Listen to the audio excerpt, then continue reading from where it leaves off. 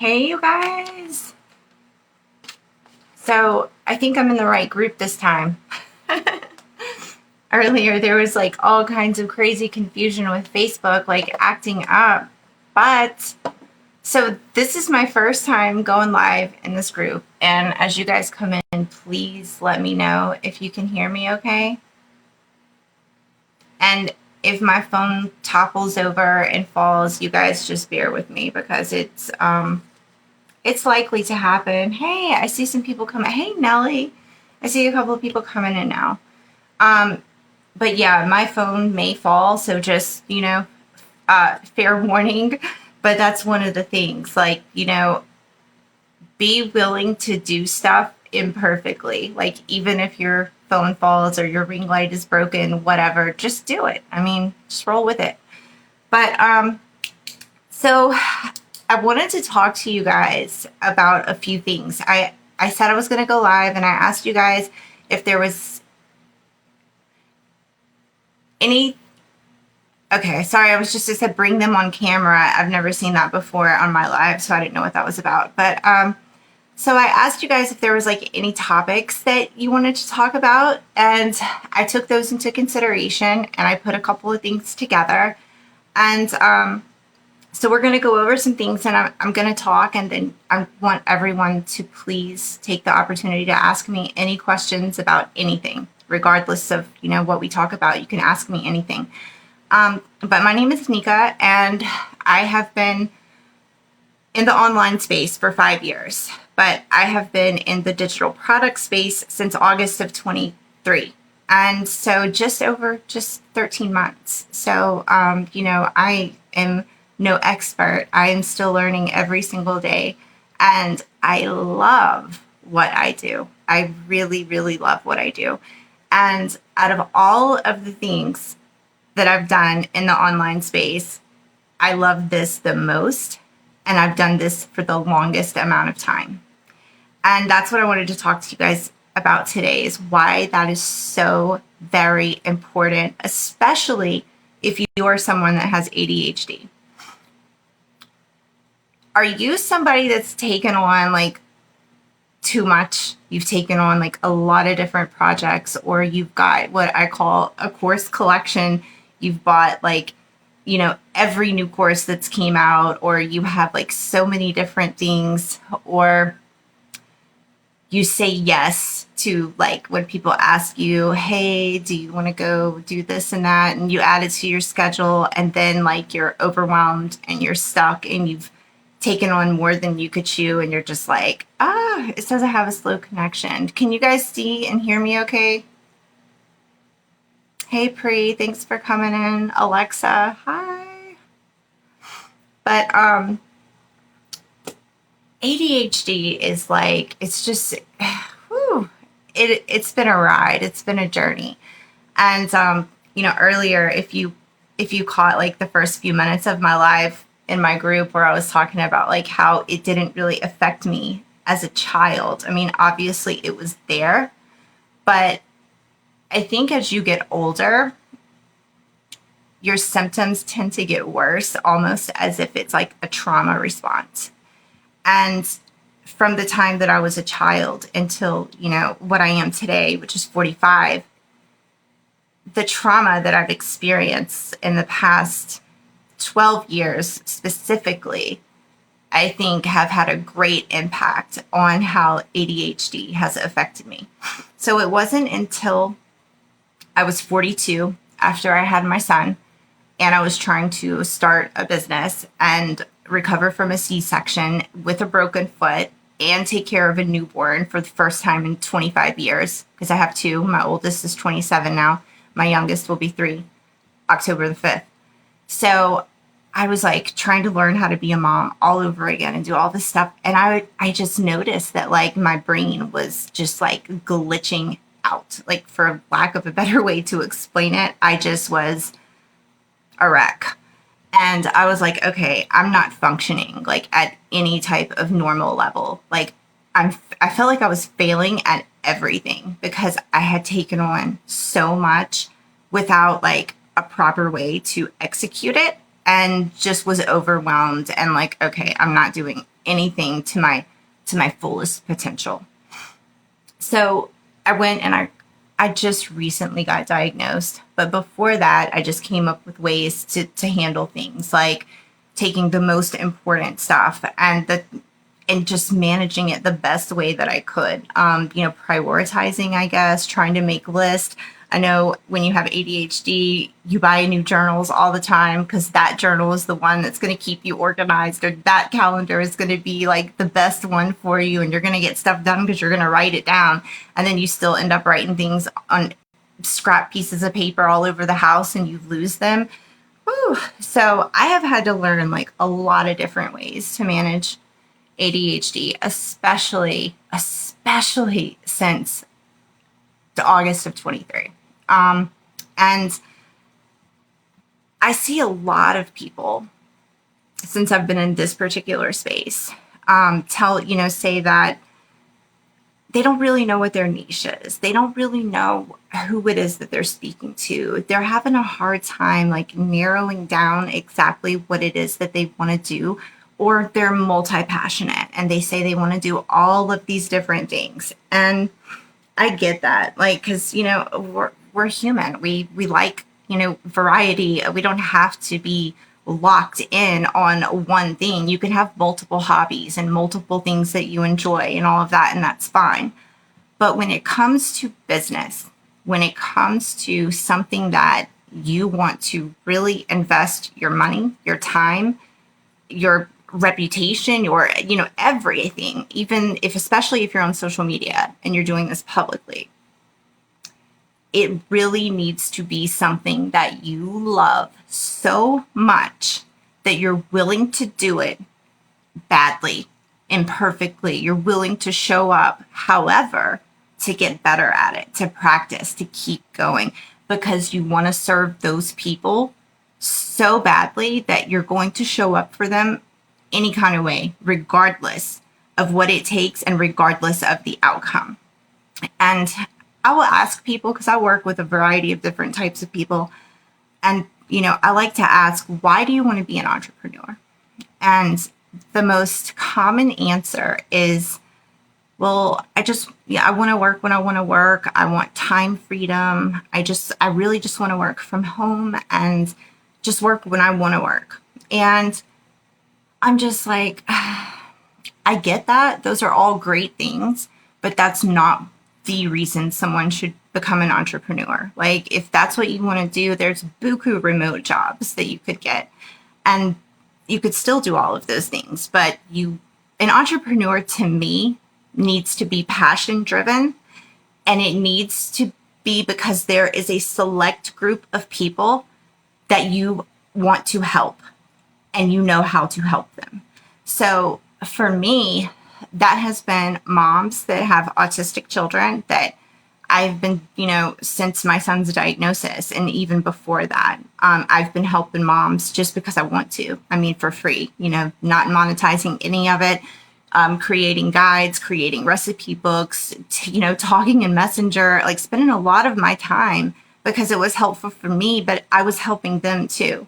Because I know that feeling of getting that diagnosis and not knowing what to do next, and not having anybody that's in your immediate circle that you can speak to, and just needing a community and needing people to talk to hash things through with. And so like once I started, finding out the resources and finding out ways to help my son, and saw my son was like responding to things, I was just like, gosh, I wish that I would have had someone to talk me through all of this and to tell me, what was working for them and what wasn't. So that's what I started doing. And I loved it so much. I love it. So I still do it all the time. And I am wanting to create a program around that. And it's not about the outcome. It's about, because I really love doing that. And then in this space, this digital product thing, like, I didn't know that I was going to love this. I did it out of, I hate MLMs. I'm tired of network marketing, but I don't have a choice. I have to work from home because I have a little boy that needs me to be home. And this just looks like, it would be profitable and it looks really cool. So I'm going to check it out. If those were the only reasons that, like my intentional reasons for stepping in, I still wouldn't be here a year later. I was in the wrong program. So I want to start with that, because if you feel trapped, if you feel like you have put out X amount of money and you've invested in something and you're not aligned with that program, you're not trapped. And don't feel like just because you made that investment that that's your only option and you can move on. And I'm going to get into that because I have three different steps that I'm going to talk to you guys about how to find what you love. And one of those steps that I'm just going to mention right now is when you have to give yourself permission to explore. And first stepping into this, if I would have stopped with that program, I wouldn't still be here. And because I wasn't aligned and there was things that I just, I'm not going to go into it like personal, but it just wasn't for me. And I knew that, but I knew that I still wanted to do this. And I knew what audience I wanted to reach, and I knew how I wanted to help them. And how I came to those conclusions were basically, like I said, you have to do something that you love, something that you can talk about, all the time, something that you're knowledgeable about, and something that you have, a solution for that can solve a problem for the people that you want to help. And so not only that, but the process. I love the process of all of it.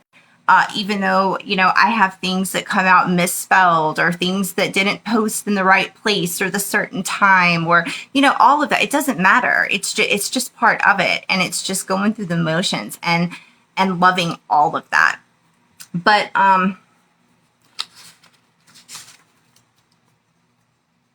if you think back to when you were a child, and people used to ask us this like all the time when we were children, what do you want to be when you grow up?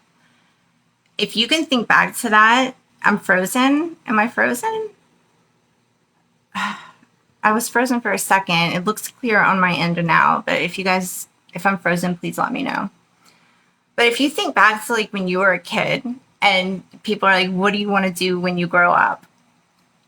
If you think about how you spent your best days as a child, like maybe it was, something silly, like, pretending you were interviewing people for the news, or maybe it was, you loved building things inside of your dollhouse or something. I mean, things like that can shift into interior design or into journalism or into so many different things. Because when you are doing something that you love as a child, it's kind of like your soul is telling you, like, in a sense, what sets it on fire and how you know that those are the things you're supposed to do, or the things that stay with you throughout life. And all throughout life, like even as a child and all throughout life, I have been amazed. Like, I will nerd out on the brain and the way that our body works and supplements and holistic healthcare and like just all of the stuff that isn't talked about enough. Everything's just so geared towards a certain way, like, a certain way of thinking and going to the doctor and insurance and all of that. And I just have, always been, I wanted to be a doctor. That's what I wanted to be, until I found out that getting to the root cause was more important than taking a prescription to solve the symptoms. And that's what made me get into taking the holistic path and, wanting to learn so much more about how the body works and how the mind works and just how to help my child and how to help other people help their children and how to help other people help themselves with ADHD and do it without prescriptions. So that's just one way you can find out. But another way is just like I was saying, choose something that you love so much and really think about that. Think about if you could be, and people ask, if you could be anything and not fail, what would it be? Well, just no, because we're going to fail. That's not the right question to me. If I had to reframe that question, I don't know how I would reframe it in this moment, but just if you could be whatever you wanted, what would that be? Within reason, that you wouldn't have to go get an 8-year education for, or whatever. But what could you do right now with your business that could really, really help someone and you would love doing it? And those are the people that you need to serve. If it's something that you can show up imperfectly, if it's something that you think you could even go live, even though you really don't want to, but you could, because now you have the power of the internet in your phone and you could reach, hundreds of thousands of people through the device in your hand to share with them what you want them to know. That's the stuff you need to talk about. And just have enough self-belief that you're going to follow through. But it doesn't have to be with that one thing that you picked. Because like I was saying, give yourself permission to follow through to the next thing if the first one doesn't work out. Like that first program did not work out for me. I guess it could have if I would have made it, but I didn't feel aligned. And I think this is true for everybody. Like you need to feel aligned, but especially if you have a divergent brain, you must feel aligned or you are going to get bored and you are going to be overwhelmed and you're going to quit. And so I chose to create digital products. I'm doing so many different things right now. Like I have trackers for, autism. I have a gluten-free, dairy-free diet meal plan, shopping list, all of that stuff. But like what I really am in the process of doing right now is taking some PLR guides that I think are really important and that are really helpful for people with ADHD.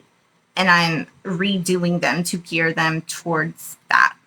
And the reason why I chose to do PLR and MMR is because I feel like since I'm helping people with ADHD, what better way to help a busy mom who's neurodivergent, whose brain is all over the place and has so much responsibility already, to bring them into a business that is 90% already done for them and help them automate it so that all they have to do is learn how to market. And somebody asked me in the comments about marketing, and I have a very unique take on marketing. And it may not be so popular, but I'll tell you, it's very simple, and I have to think of things in a simple way just because of my brain.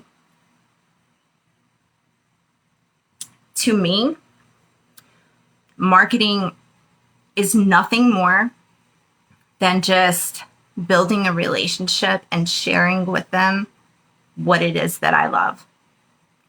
And if they're interested and we have a conversation about, like, I'm not here to convince. Like, I don't convince anybody. I don't, tell them what they should or shouldn't do. It's just very simple that I find things in common with people. We talk about it. I build on that. And if the conversation leads into what I do and it leads to a sale, then great. But I don't ever go into a conversation with the intention of closing a sale. So that might be a lot different, than how a lot of people are told and what we're taught, but it works for me. And it doesn't make it cringy. It doesn't make it salesy, and it doesn't take the joy out of just building relationships and just serving. And so that's why I love to look at marketing that way. Someone else asked me how to close in the DMs. Well, to me, it's that same way. I honestly don't do what's considered sales calls. I don't schedule appointments to talk to people about, maybe I probably will when I start my coaching program, but right now with digital products, I don't do that But if someone messages me and they're just like, hey, I wanted to ask you about, such and such product, depending on what it is they want to know, I just talk to them. I knew that was going to happen. But yeah, I just talk to them, and I don't really, it's not, I don't go into the conversation with the intentions to sell, if that makes sense. I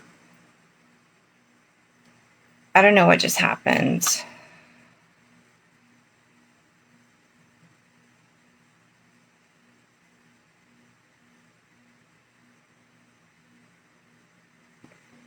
I can't see anything. I don't know what happened. Like, my screen just went black. Okay, I'm back now. That was so weird. Did you guys lose sound, or could you see me the whole, like, my screen just went black. But hey. But anyway,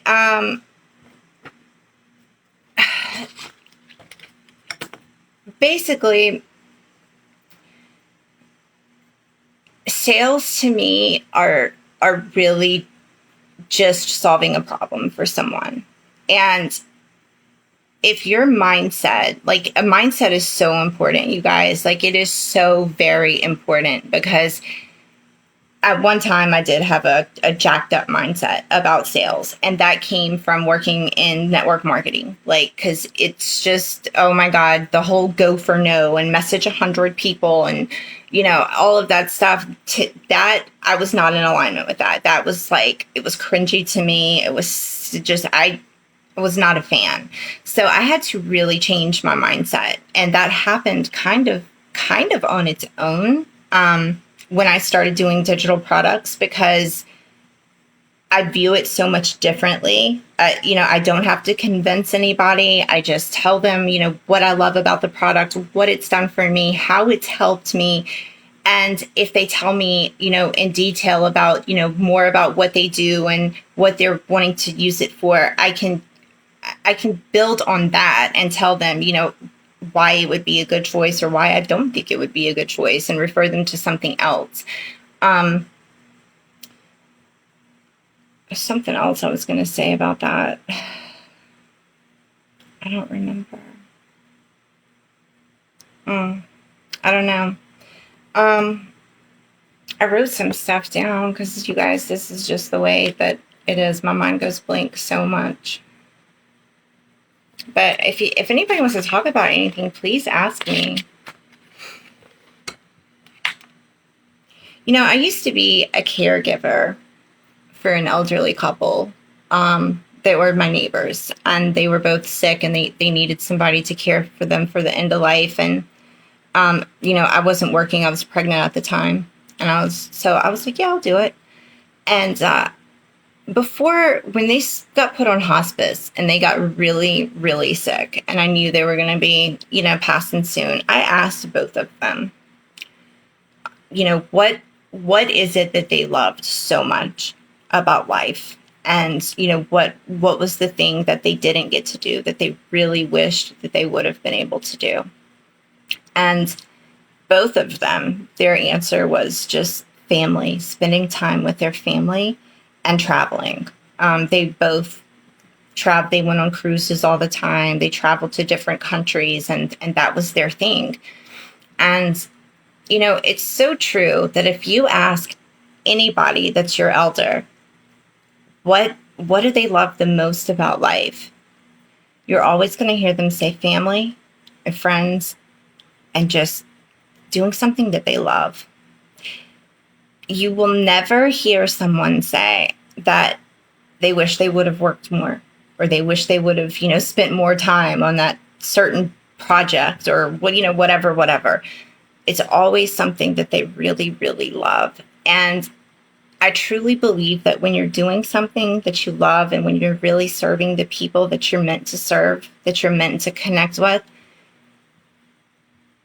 you might go into it with intentions to work less, but you will end up maybe putting in more hours than you did at your normal job, but it won't feel like it, because it doesn't feel like work, because you love what you do. And I probably let's just say I made enough money to retire and could stop working in, let's just say, 5 years. I wouldn't do it. Like, I would continue to work regardless of if I had the money to quit or not, just because when you really love what you do, it gives you a sense of purpose, and it gives you a quality of life that you otherwise wouldn't have when you are effectively able to be a positive in other people's lives that align with what your purpose is. And, that is just, that's huge for me. And that was another reason, why I wanted to do what I do is just to have a purpose outside of motherhood. Not that motherhood isn't enough, because it is, but it's so rewarding to have your space and the people that you help, and the way that you see what you do helps them throughout their life. Like, with even if it's just, a few one-on-ones that you do with them, and they go and implement the things that you told them, or they send you a message telling you how much you've helped them, and how what you told them has changed the trajectory of, whatever their issue was. It's so rewarding. And it's just, I feel blessed to be able to do this. And that's what I want you guys to, when you're trying to figure out your niche, I want you to be connected to it like that. And so that you can feel that and not dread coming to your computer to do something. Like, choose something that gives you energy, that propels you forward, and not something that sucks the life out of you. Like for me, working at a retail store would literally suck the life out of me. I would hate to do that. And I would have to drag myself to work, because I've done that before and I was miserable. But I work every chance that I can, because I get excited about it. Like, I can't wait to launch something that I'm working on. And that's the kind of passion that will drive you to success in this business, and will open doors for you that you didn't even have intentions on doing. You will collaborate with people that will lead into other projects you can just keep growing and expanding and getting bigger and meeting so many amazing people. And just the friends and the people that I've met since I've been on this journey have just been incredible. But time management is something that is really, really hard for a lot of people with ADHD, including myself, because time blindness and procrastination was something that I allowed to steal a lot from me. It kept me stuck in a place where I was just at a plateau and I wasn't moving forward. And something that nobody's going to want to do, because it's a reality check, but this is the one suggestion for time management that I wanted to make for you guys. You hear about time blocking all the time, right? Time block for everything, like time block your breakfast, your coffee, your meetings, time block how much time you're going to spend on a project, time block your shower, the time with your children, whatever. If life were that simple, wouldn't that be great? You can plan, but there's always things that can throw you off schedule. So plan for that too. Plan for the unexpected. But time tracking, does anybody know what that is? I can't see comments. I have no idea if anybody's left a comment. But time tracking, what I mean by that is, let's say when you wake up in the morning, how long does it even take you to get out of bed? Do you allow yourself a certain amount of time? Or are you one that just opens your eyes and hits the floor and starts moving? Or do you need to like me, I have to lay there and wake up and stretch and look at my phone for a minute, and I have to just come alive before I can think about getting up.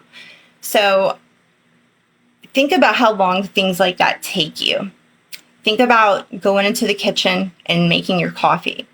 How long does that take? Do you have a morning routine where you have to get your children to school and to the bus stop and all of that? How long do you think that would take you? So write down everything that you have to do and put how long you think it takes you beside it. Then the next day, actually time yourself. Actually time how long it takes you to do each of those things and compare it to the list that you made of how long you thought it was going to take you. And you'll be surprised that it probably actually takes you a lot longer than what you thought. Now, this is specifically if you have ADHD. It probably takes you a lot longer than what you thought it was going to take.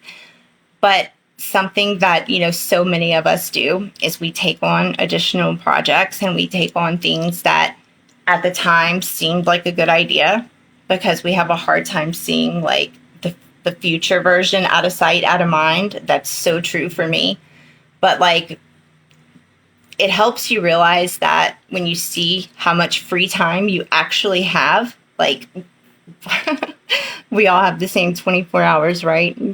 BS. So anyway, when you see, like, after you've timed yourself, you might find that you have 60 minutes of free time during the day that you didn't know that you had. So if somebody calls you up and they're just like, hey, I'm going to need you to go pick up whatever tomorrow, could you fit that in? Maybe you would say yes and then get behind and not realize how much time you were spending on things. And that's when we start to feel guilt. We start to feel shame. We start to feel like we're failing. We start to feel like we're not enough because we're taking on too much, not realizing how much time we really have. So when you look at the reality of the time you have, it'll help you to say no to things and not put too much on your plate. It will help you really lessen your to-do list and prioritize your to-do list. When you see how long things really take, you'll know what things you need to put first on your list and you'll realize at the end of the week when you see what's done and what's not done, when you know how much time you actually have, it will help you to feel a sense of accomplishment because you would have prioritized those things and you would have accomplished them. And when you see how much time you really have to work with, then you can give yourself some grace and know that nobody could have done all of that like you if you were overloading your to-do list. And that's why things weren't getting done. Because so many of us do that. We'll write 47 things on our to-do list when really there's only enough time in the day to do about 15 of those. I mean, hypothetically speaking, random numbers here, but like you get the point.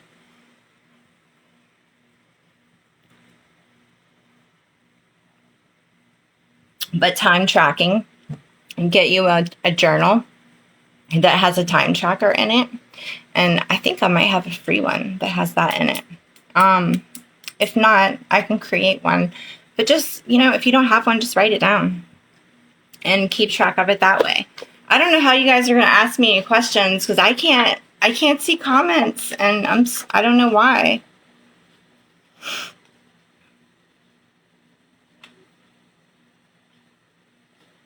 Because I would love to be able to ask you guys questions like, what your biggest symptoms with ADHD are and like what your biggest struggles are and what your biggest struggles in business with ADHD are.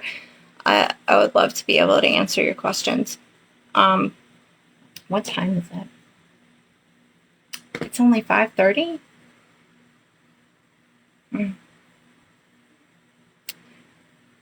I wonder if I could see comments if I look at it. Somebody told me if you go and look at your live from a different device, like as a viewer, that you can see comments that way. So I'm just going to try it real quick and see.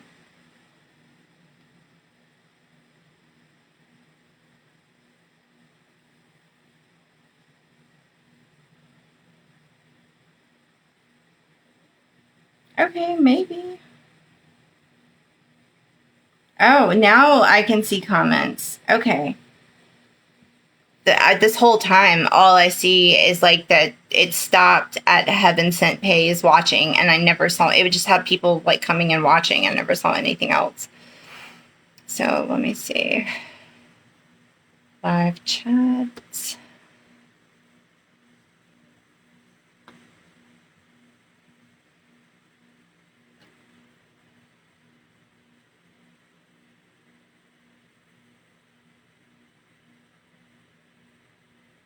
Well, it's not letting me, okay.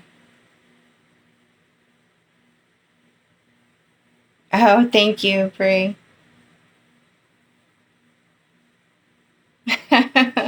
Oh, yeah. You said it takes me about an hour or so to wake up. Yeah, I feel that. I wanted to go back and read your comment too about like how you serve moms with ADHD. And like optimizing your profile is so important, you guys. I see so many people that don't do that. And so like when people go to your page, they don't know what you do for them if you don't have it on your profile. And it's okay to pivot and change because, I mean, you have to. I mean, you have to be, just put what you're doing right now at the time, like how you're serving people right now. And if that changes later, because we're not meant to stay in one place, we're meant to grow. We're meant to execute what we're doing, and we are meant to continue to grow. And it's okay that your bio changes because you're serving at a different level or a different audience or whatever, and that's fine. So recently, when I really, really decided to jump in deep with neurodivergent moms, I did. I changed my bio to I help neurospicy mamas, freedom-based businesses is the way I worded it. I didn't say home-based business, but basically I said start a freedom-based business with MRR and automations. Because to me, when somebody is busy and they're neurodivergent and they're looking for that one thing that they can basically just start with ease and something that's done for them, automation sounds so good. And when you know how to teach somebody how to automate everything, you can do that with, you can even automate so much with beacons. It's crazy. But System.io is a big one that a lot of people use. And that one I find is a little bit difficult for me. As far as setting up funnels, I'm really not a fan of using it, but I need to learn because it's important. You can have I think you can have like 3 different funnels inside of System.io for free. And as your offers grow, it's good to have access to more funnels. StanStore, I'm not familiar with. I can't answer questions about StanStore because I don't know, but I have heard that you could have, it correct me if I'm wrong, but someone recently did tell me that you can have a funnel per product that you sell in StanStore. I don't know how that works, but oh, thank you, Kiana. Minus the H, Camille. Do you mean like minus the hyperactivity? Um, I see that a lot. People say I have ADD minus the H. I am not hyper by any means at all. I never have been. As a matter of fact, my entire life, I've been searching for the chill, like searching for ways to calm my nervous system because it's not you that's physically hyper. It's not, most people that have ADHD aren't bouncing off the walls and constantly moving and dancing. As a matter of fact, people often call ADHDers lazy and unorganized and messy and cluttery and all of that. And it's not that you're hyper, it's that your brain, it's not attention deficit. Like I really hate the name of that. It's hyper like sensitivity to attention. I mean, you're trying to give attention to everything all at once. And I came across a video yesterday and it was me made over. Like when my feet hit the floor, it's like I need to go brush my teeth. Oh, I need to make Lucian's milk. I need to go do this. I need to do. And it's so many thoughts racing in my mind at one time. Oh, I need to send that email, or I forgot to get back. Oh, I forgot to check my messages, or I didn't register for whatever. And it's all hitting me at once. And it's just like I just freeze. And analysis paralysis is like what I call that. And that is what will cause like severe procrastination. Hey, Maddie. So, it's hard. It's so hard. But that's where I was like really, really, really struggling after I had my son when I was 42. And to get past all of that it's hard to quiet all of that in your mind. You just have to prioritize what is the most important thing that needs to be done right now, and time block and focus on that one important thing. And when it comes to your business, it's different for everyone, depending on what stage you are in your business. What's the most important thing for you? Like right now, for me, the most important thing to me personally is working on something that I'm wanting to launch soon, and making sure that I put a certain amount of time, building that each day. And then just building relationships. That's where I'm at in my business right now. And that's just what feels right to me. And I prioritize that. Like, I prioritize meeting people and building relationships with people and just helping. So it just kind of depends. I mean, whatever it is that you really need to work on, that's what you need to do. And, DBA, I'm just going to talk about it just for a minute, because why I think DBA is such an incredible opportunity for people that have ADHD is because you're not limited to that one thing. There is so much stuff inside of DBA that you can explore and go through and try and see if it's your vibe, see if it aligns with you. If it's not, you can move on to the next. It is so full of different ways to make money in this online space. And there's so much expert information in there. I mean, from people that are killing it in this industry, that know full well what they're talking about, that are, not gatekeeping anything. And I love that, because I have learned stuff from those two volumes, 1 and 2, of stuff that I never otherwise would have even looked at or considered. And I think that's great for people that, like, because by trade, I'm an esthetician. I did skincare for a long time. I'm still licensed. I just don't practice anymore. And there's like this whole module in there about the beauty industry and how to, monetize your knowledge in the beauty industry. So, if I was one of those like if I had all these different niches, on different platforms, which I don't, and I'm not going to, but, there are some people that do. But if I wanted to do that, I could learn how. I could learn how to, market my knowledge on skincare. And, I kind of accidentally became a specialist on sebaceous acne, not because I chose to, it just worked out that way. And I do have a lot of knowledge in that. Like, I had people coming in from different states because of word of mouth of what I had done for people's skin that had really, really bad acne and scarring. And it was just kind of like, I don't know, it just happened. But that's what happens in any industry. You play around with every aspect of your business and you find what you're good at.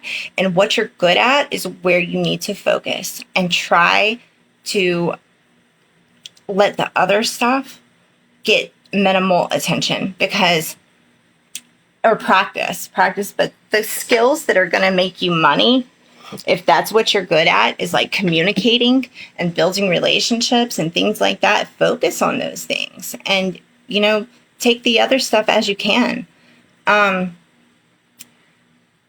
Going live is something that people that are in this industry that are extremely successful, it's kind of something that I've seen is they all have in common. They all go live, and they all go live consistently at certain times throughout the day.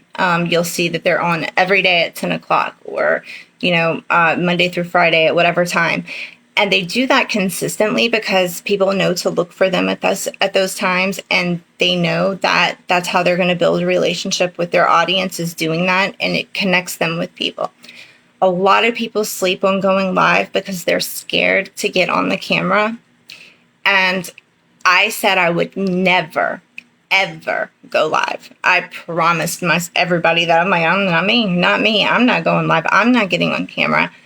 And I was just like, you have to be willing to do the things that you're not comfortable with. You have to be willing to get out of your comfort zone, out of your safe zone. And your brain will try to, tell you, no, don't do that. You need to do that to keep you safe, to keep you, in that your nervous system, so you're not anxiety and getting upset, that kind of thing.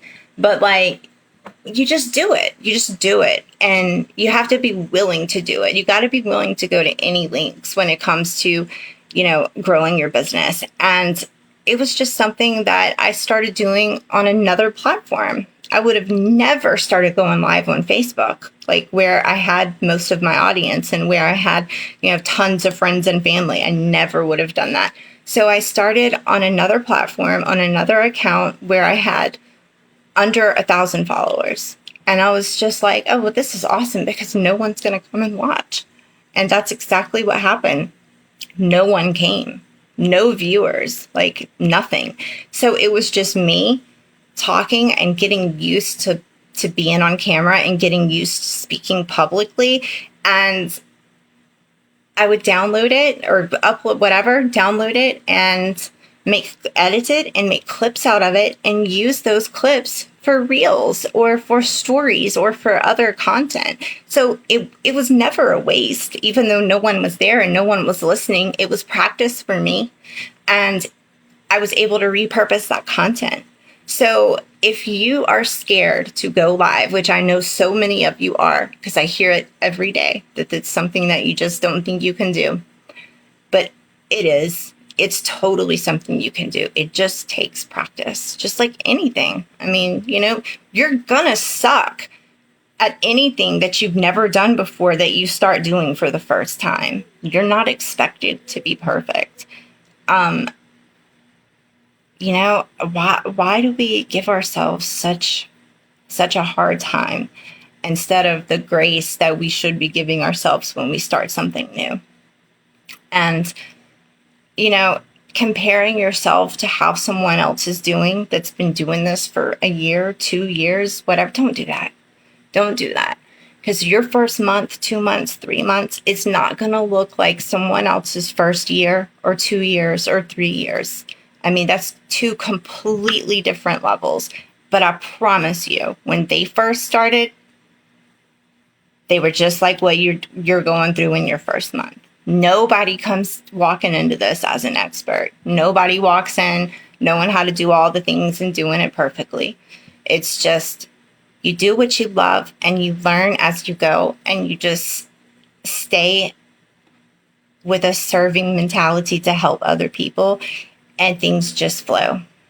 And just keep learning about what you love so you can help people with what it is that you do and help them get to the next step and help them solve their problems. And it's a beautiful thing to be able to do this, you guys, because when I was 17 and I had my first child, it was, if I wanted to do any type of direct sales or anything like that, it was belly to belly.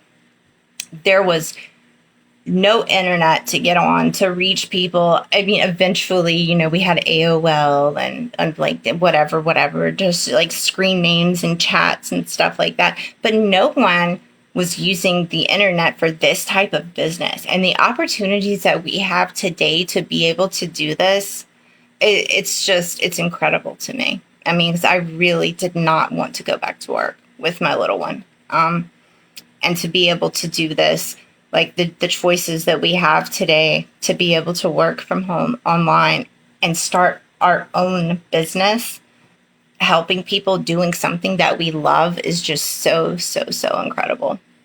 So, I mean, just, always remember what an amazing opportunity this is, and how, it's not something that your parents had. It's not something that our grandparents had, but it's something that we have, that we can take advantage of. And it's something that we can build for our children and bring our children into this and teach our children how to be entrepreneurs and teach our children how to, there's just, the sky is the limit with all of this.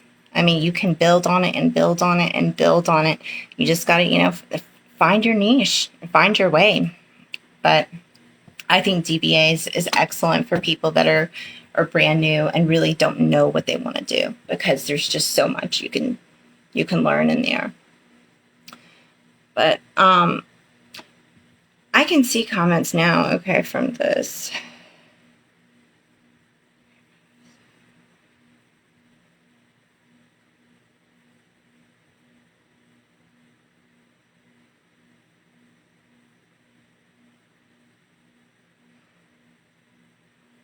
Yes, starting and stopping hobbies all the time. And a lot of people feel like, but think about it. Think about if you're one of those people that you've started stuff and never finished it, and you've been like a serial quitter. How many of those projects did you truly, truly, truly love? Like, how many of those projects were you super passionate about? Because those are the things that we tend to follow through with. And those are the things that give us that sense of, because we stick with it and we accomplish it and we follow through, and it's good for your self-esteem. It's good for that feeling of accomplishment. And it's good for that motivation to keep going with it. And so don't get caught up on the things that you stopped, or feel like, you're a failure because you're a quitter, you didn't, finish this, that, and the third. No. If you didn't love it, that's why. If you weren't super passionate about it, it's just the way it is. And that's normal. We can't expect people to continue to do something that they're not passionate about. But all right, you guys, I'm going to jump off of here. If anybody has any questions, like, I can see the comments on this. If you want to take a few minutes and ask questions, I'm game to answer. I love to answer questions.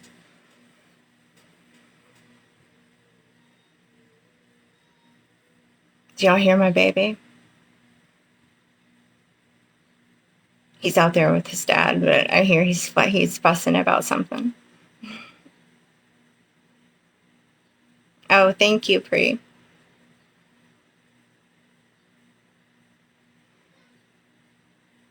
Oh, he's giving his dad the business right now. He is so funny.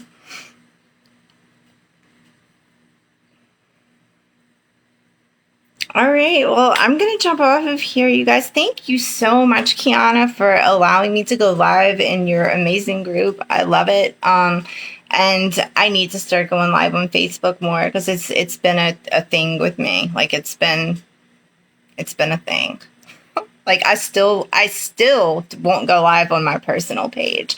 I've been thinking about it, but I'll go live in my groups and like in other groups, but I really don't want to go live on my personal page, because I really don't want like my whole family and everybody coming in there. No, not really.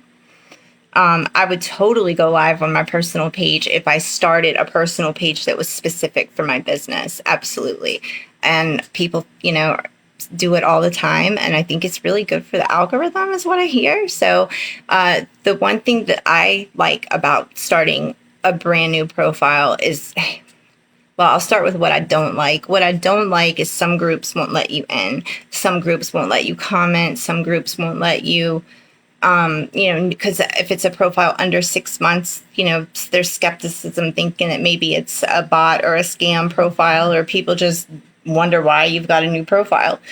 But as far as building your target audience, I think starting a new profile is perfect for that, because you can start using your hashtags and using your keywords and use it you can train the algorithm to align you and to show you to your perfect people and the audience that you're trying to reach. So I've been thinking about it, because I kind of need a different profile for something, for autism. And I was thinking about starting one for that anyway. So we'll see. But all right, you guys, I'm going to let you go. And if you have any questions, message me. My inbox is open. And I do have a free guide that helps. It's not like a tiny little book. I think it's at least 70 pages. It might be more than that. But it's just a beginner's guide that teaches you how to find your niche and how to basically decide on what it is that you want to do in this space. And I am emptying my store. I'm taking so much stuff out of my store, and that's why everything is in there for like $5 right now, because I'm cleaning it out, and it should have already been done by this weekend. But I'm gonna empty it out, and I'm putting like all new stuff that I've been working on in there very soon, and it's going to be geared much more towards the way that, the neurodivergent brain thinks, and things that will be helpful to, to those of us that struggle with ADHD. But thank you so much for letting me go live in your group. And if you guys want my guide, it's in the link that's in my bio, and you can snag it for free. And I will see you guys later. Bye.